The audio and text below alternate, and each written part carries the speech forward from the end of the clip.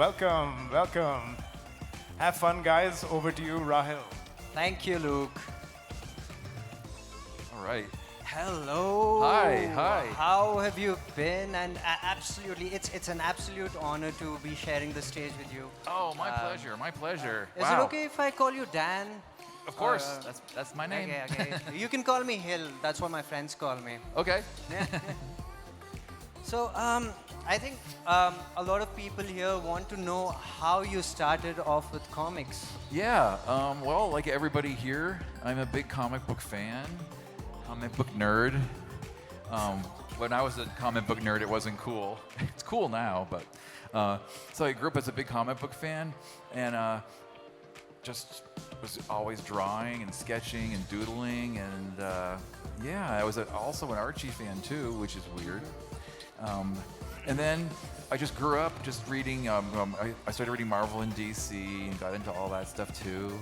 And then when I was in high school and I was still drawing and stuff, I decided, maybe I should go to art school. So I went to the Joe Kubert School. For those of you who may or may not know about the Kubert School, it's a school that specializes in comic book art. Kubert School, right? What's that? Kubert School, right? Kubert School, yes. Kubert School, yeah. I mean, I did try to get into Kubert School, but it's so difficult. They look for the best people out there, and that was just like a dream for me to get into Kubert School, because I was just going out as an animation student and I wanted to like pursue comic book art. Yeah. But one of my questions is that as someone who's been in the comic book industry for the past, I think, like 10 years. I mean, I'm sure it's nothing compared to your vast portfolio of work, which includes Kitty, Whack. Die Kitty Die, yeah. Die Kitty Die. I'm so sorry. It's okay, that's all right. I'm really nervous. I mean, you can see me. I'm just like shivering right listen, now. we're just chatting here. We're just chilling out. It's calm, yeah. I've been at Archie 37 years now, so I've done a lot of Archie stuff, and I've been fortunate to do other, projects. Some DC work, Die Kitty Die, which is my own self-published project. So I've been really lucky, and like I tell people, as far as the Kubert School goes, there's a lot of other professionals in the industry who have also gone to the school. So it's got a good track record. How important do you think it is for someone to actually have a degree in arts to get into comics? Well, it doesn't hurt. I mean, there are some people who are just really good. I mean, naturally. Like, even when I went to the Kubert School, there were some people who came to the school and they seemed like they didn't even need the school. They were that good. I wasn't one of those people. I needed the training. I needed the practice. And then, just to put it in perspective, the first year I had applied to Archie to get work. I went up and showed them my portfolio, and I was nowhere near good enough. And then my second year, same thing, got rejected. Third year, I was good enough to get my foot in the door. So they started giving me some work on my third year. And then fortunately, when I graduated, they offered me a full-time position. So I needed the school. And I think most people need the discipline of the school, because you may go in there being able to draw fairly well, but you still need to learn how to draw, like, cars and architecture and animals and people. So you have to draw all these things that you may not want to draw all the time. And plus you're drawing like 6-8 hours a day. So you get a lot of the bad drawings out of your system when you're drawing that much. I mean, yeah, exactly. Being a lot of people don't really realize being a part of an artist's journey is the kind of discipline. Like, there are people who work for over 70 hours a week, and it's kind of something that develops and kind of turns you into the right kind of person, molds you into the kind of person over the years. How would someone come up with, like someone like you who's worked with Archies, for Archies, and you have your own self-published work. When you're working on a project like Archies, how much freedom does an artist probably get to come up with your own character? Because I really, we did talk, we were actually talking about this backstage of how Kevin Keller's introduction in the series as an openly gay character itself has changed a lot of the way people look at mainstream comics right now. Right. So, did you, in a way, like face some kind of a backlash when this character first debuted in 2010? You know, there was a little bit of a backlash. And as far as like creating characters, you know, I've created a lot of characters over the years, and you know, some just click and some don't. Kevin clicked because I think there was a need for a character, like an LGBT character at Archie Comics. The backlash was very minimal, really. There was some, but all the Archie fans were pretty much on board. The backlash was basically from people who don't read Archie comics anyway. And it's funny because we had this group in the States called 1 Million Moms, and they go after, like, you know, they're very conservative. They go after things they don't like. So when they started going after Kevin and wanting people to boycott Kevin comics, our sales like went through the roof. So if you know, that's so. People calling for a boycott can really help you sometimes. Oh yeah. Any kind of publicity is Any publicity, publicity, right? yes, exactly, yeah. Oh gosh, but apart from Archie's, like a lot of people also don't really know about the kind of interests that you have in the sense of when we talk about Die Kitty Die, which talks about surrealism and a lot of fantasy in it. Yeah. How did you get into that? Is it something that you've always liked as a genre? Well, with Die Kitty Die, we throw a lot of like parody in there, and like growing up, I had a big love for. I think my first like comic book that I fell in love with was the books that were put out by Harvey Comics. And for those of you who aren't familiar with Harvey Comics, they were the ones that published Richie Rich and Casper and Hot Stuff. And I always was really inspired by those comics. Now they don't really publish them anymore, but I still used a lot of those references in Die Kitty Die. It also is, I used a lot of references for like TV shows I like, other comics that I like, a lot of pop culture stuff, just stuff that I thought was fun, and I just threw it into Die Kitty Die. It was just a way for me to like, you know, express myself with all the stuff that I like and throwing it in there. How has it been as a self-publisher? Like, since you've been on both sides, once as an artist who's been commissioned for work, and then you also have your own projects that you self-publish. How difficult is it? Because here in India, being a self-publisher, like, you really have to have at least like 2-3 jobs to be able to like focus on your passion and also like, you know, see some kind of feedback and love or support. Well, with Die Kitty Die, yeah. Well, I mean, there's definitely the plus side of like working for someone like Archie is when I draw this stuff, I send it in, and that's it. I don't have to worry about it anymore. I'm not responsible for publishing it or putting it together. But with something like Die Kitty Die, I'm the one in control of it, so I have to do everything. The good part was it was funded through Kickstarter, so we made a good amount of money to produce the project. But I still have to be the editor and the person that, you know, the designer, sending the files to the printer, having the books shipped to my house. And we did have a publisher who picked up Die Kitty Die after the Kickstarter was successful, a company called Chapter House that published it, which helps too.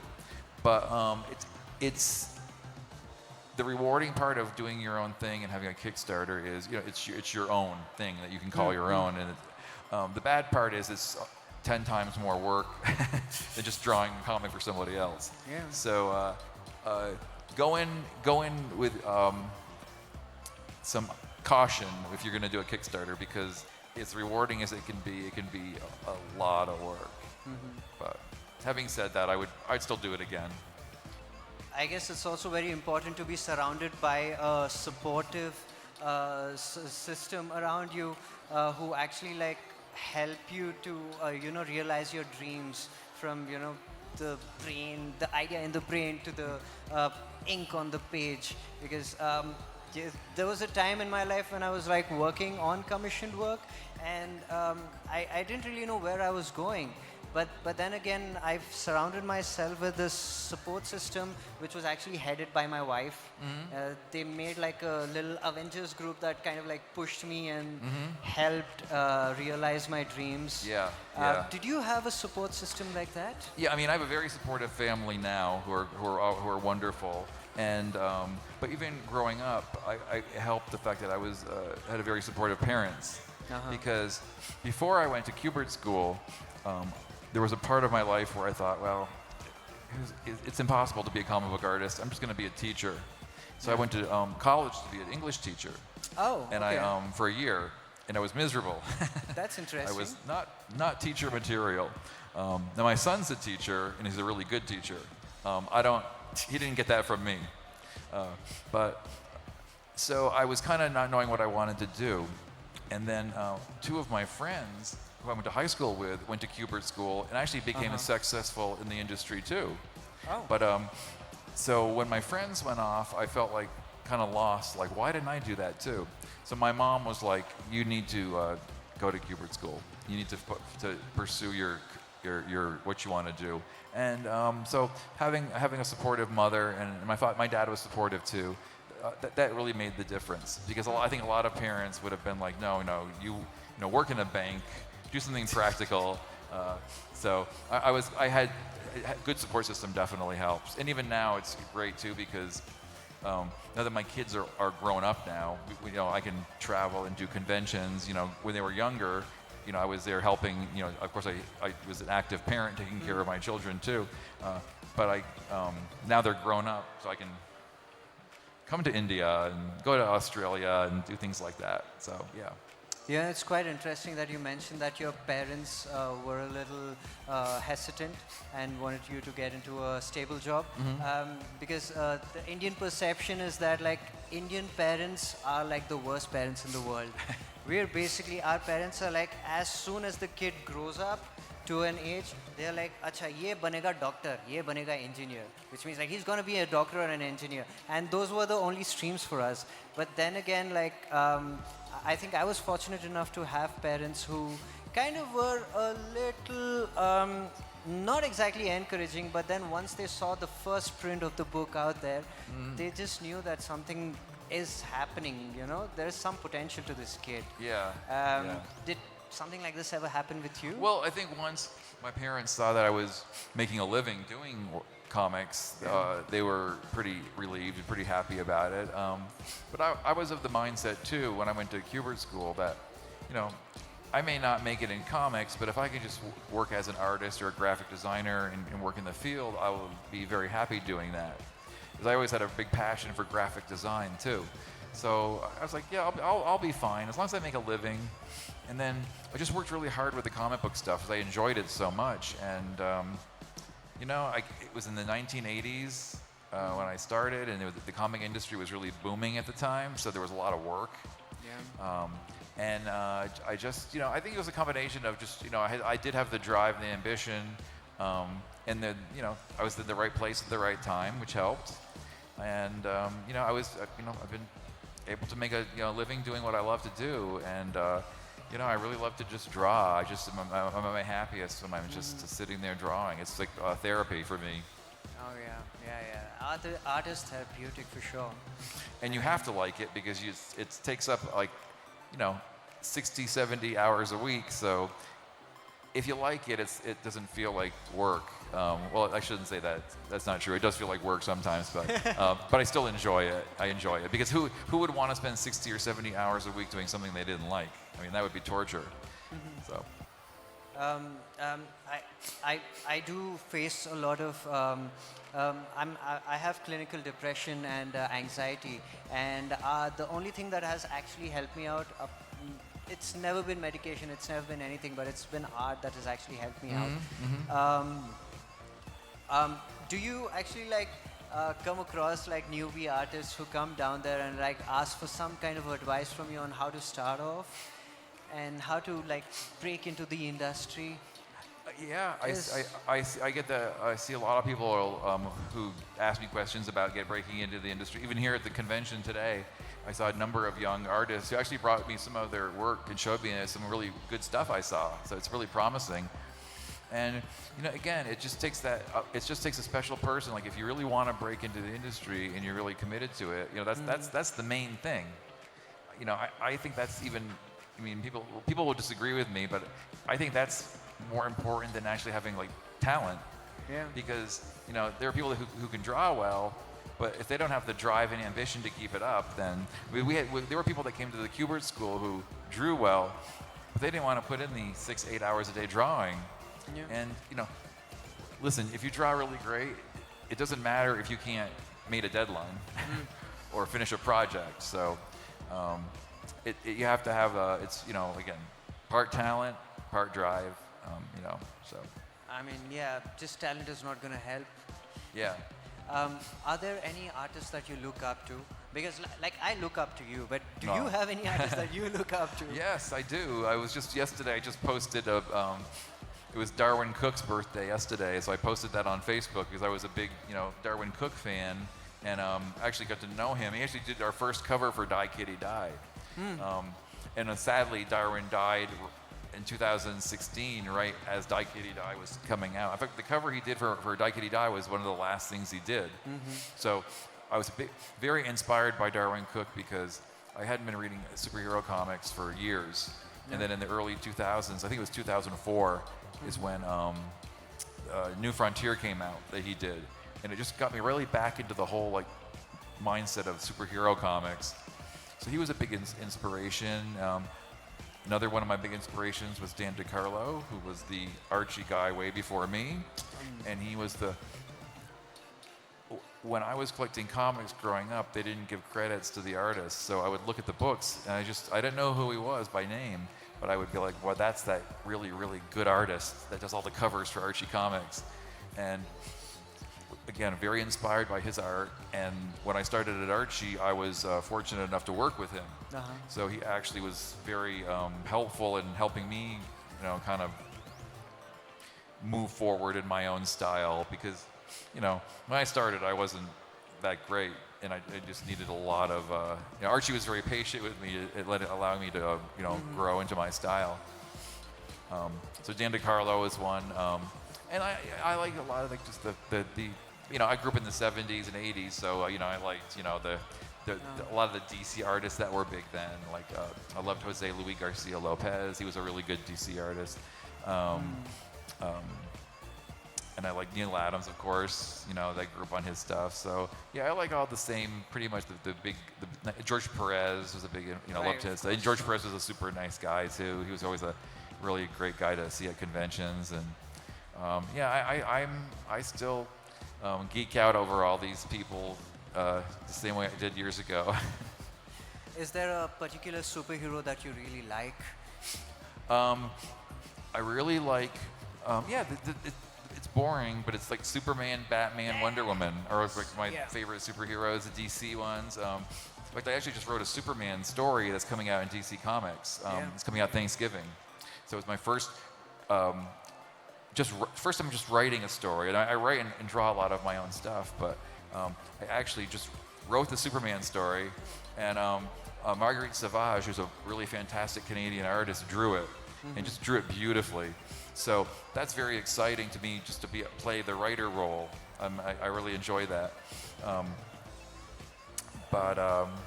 So what was the question again? The question is just, see, I've been a huge Superman nerd. Oh yes, which characters? Yeah. Well, I love Legion. I grew up loving the Legion of Superheroes. Big Legion of Superheroes fan, and if I could just pick a project out of the blue and draw it, it would be Legion of Superheroes. The other thing is with Batman, I was able to draw Batman 66 because we did an Archie meets Batman 66 crossover, and that was probably my favorite project because just teaming up the whole Batman world with the Riverdale world, just the crossover was just such a pleasure to work on. Like two sides of the spectrum, right? Like completely like Riverdale. But did you ever, there was this animated series that used to come while I was growing up. It was based in the Archie's world about mysteries. Archie's Weird Mysteries? Yeah. So I used to watch it in Hindi, so it was called something else. And did you ever like get to work on any of those episodes by any chance? You know, I never worked on any of the TV shows. Never. I worked on some of the comics. We did an Archie's Weird Mysteries comic, and I worked on that. Same thing with Riverdale. People ask me if I have anything to do with Riverdale, and I don't. I've visited the set of the Riverdale and met the actors. They've used some of my storylines on Riverdale, but that's about it. I don't have any like real direct connection to the show. But the show is still very important to Archie. It's really like brought in a lot of new readers and a lot of new fans to the Riverdale, to the Archie world. Do you ever plan to like how we see that comics are slowly getting like a little bit more attention on OTT platforms?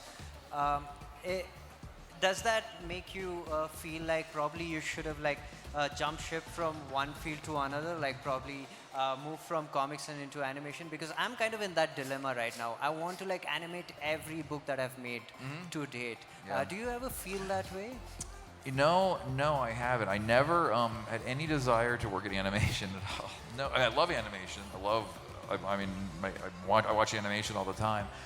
I just always like the sequential storytelling of comic books. It's just, to me, that's just my favorite thing. And I've done a few storyboards for animated stuff, like for commercials before.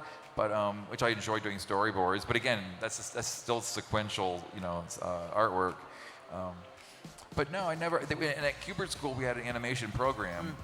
So like after first year, everybody takes the same curriculum, and then by second year, you choose: do you want to go into graphics or animation? So, but I was always into the graphic part. I've been told that there's a lot of money in storyboarding for animation. Is that true? Not for me.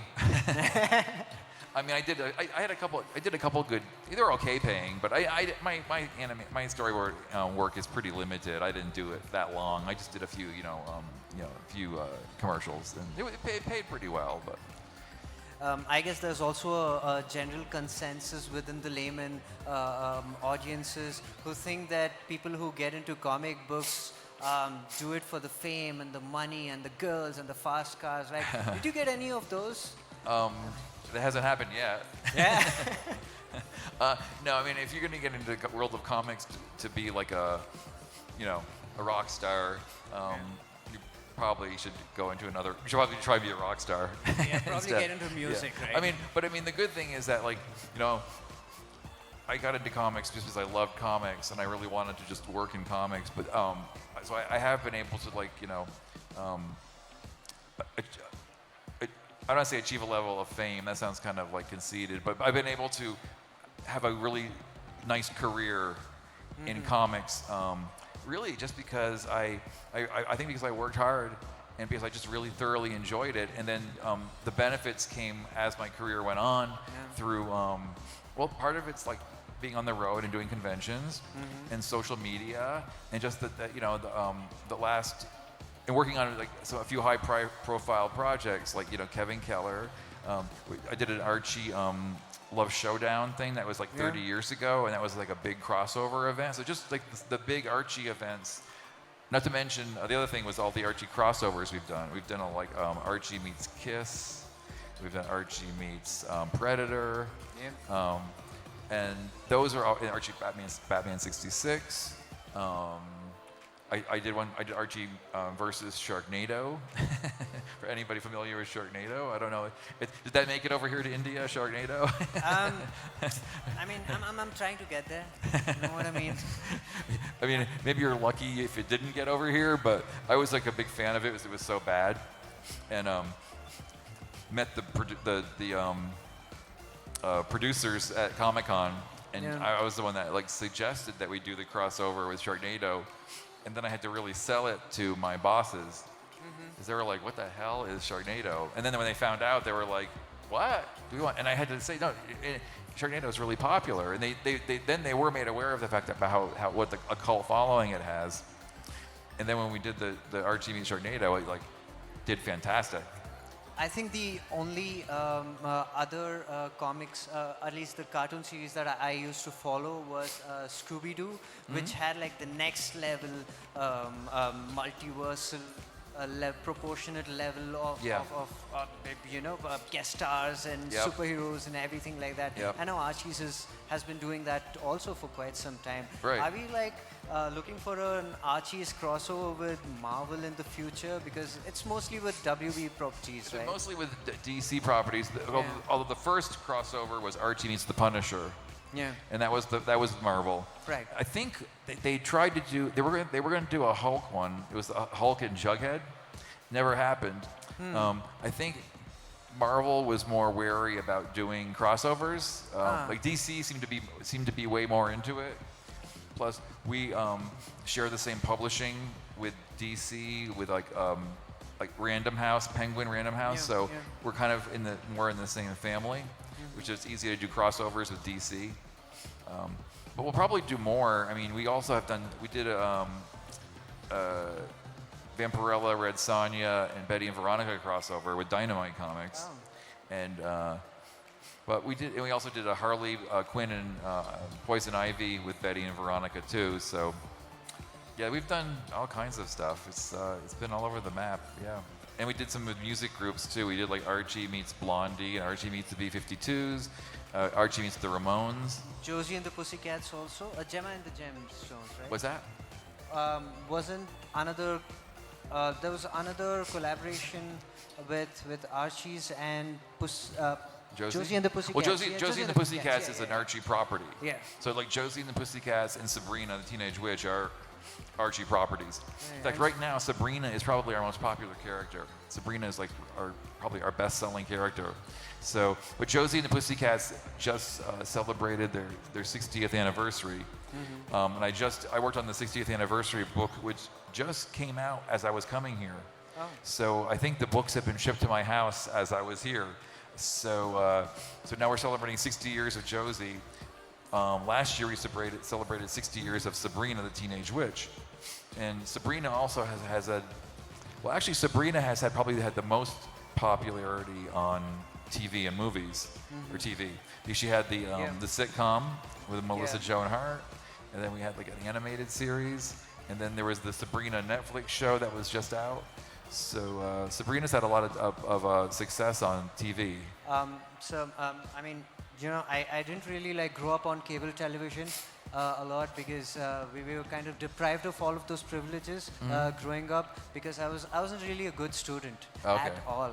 So all I got to watch was national television, the one that was broadcast by the government and stuff. So a lot of things that I got to watch were either dubs in Hindi or the local languages. And the only time I was exposed to cable television was when I used to visit my grandparents over the weekends. Okay. And that was like the only reason, like because we would come down, that was the reason why my grandparents actually got a cable access television. Otherwise, it wouldn't have happened. Okay.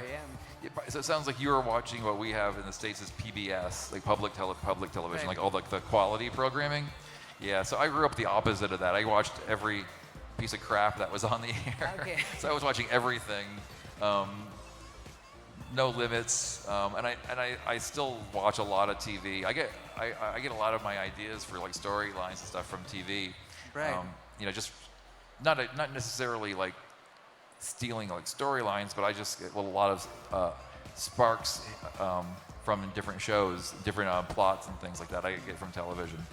Do you have any favorite animated shows that you're watching currently? What am I watching? Well, I mean, when my kids were growing up, it was when SpongeBob came on. Oh, yeah. And now I have a grandson who now watches SpongeBob. So I think it's the last 25 years I've had I can't get rid of SpongeBob. Yeah, you just get to hear that annoying laughter all the time, like all the time. Yeah. But we used to watch a lot of the Cartoon Network shows, like Powerpuff Girls.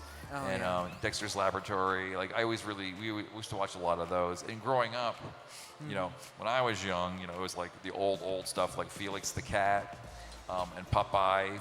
Oh yeah, classic. Yeah, so they used to like Warner Looney Tunes, of course, Warner Brothers stuff. Yeah, yeah. I have this particular method when I'm sitting and working. What I usually do is that well, I have my tablet on and then I have my laptop on the other side, and then I'm playing these classic episodes of either Tom and Jerry or Popeye, or it's mostly Tom and Jerry right now because it's the music that kind of like helps me calm down. Do you have a method that you employ when you're working on something?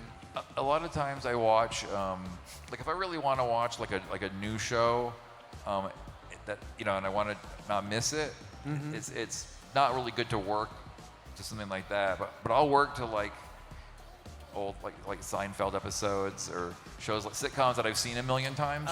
Because it's just, then I know what's going on, and it's like mildly entertaining, but I can still focus on my work. Yeah. So if I'm trying to, watch the latest Netflix show, I try not to watch it while I'm working because I'm not really going to be looking up enough to really watch it. So, see, about background noise is good. I like TV as background noise. Yeah.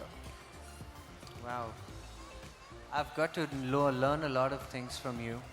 Also, it's, again, I've said this a million times to you, this is an absolute honor to actually be sharing the stage with you. I appreciate that. And my final question to you is, would you ever want to see any of your self-published works ever like getting onto the big screen? Sure, yeah. I mean, with Die Kitty Die, we have talked to people. Nothing has happened yet, but we have had some discussions with some streaming services and stuff. Okay. So yeah, it's always a dream to see something you've created, out there in the public, especially like on TV or animation or something. So yeah, I think that's always a dream. Again, then there's the other thing of like, will you have control over it? Will they do it justice? But sure, yeah, that would be something to look forward to in the future. Yep. All the best for that then. Yeah, thanks. All right. I guess we should. Okay. Yeah. I mean, I'm gonna, I think, abruptly stop talking and probably like ask people if they have any questions. Yeah, any questions? Sure, yeah. I would imagine there's got to be a few questions out there. Can someone pass the mic?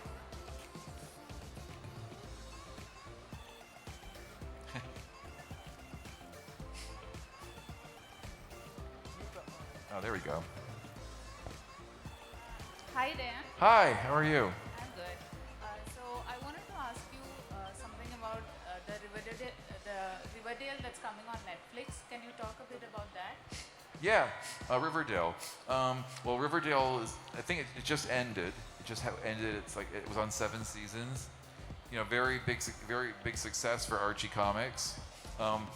For anybody who's seen it, it's a different animal than the comic book. The comic books are a lot, are more traditional. The Riverdale is for sort of a more mature audience, but I definitely enjoyed Riverdale. And speaking of Netflix, for those of you who don't know or may not know, there's a Archie's movie coming out in 2 weeks.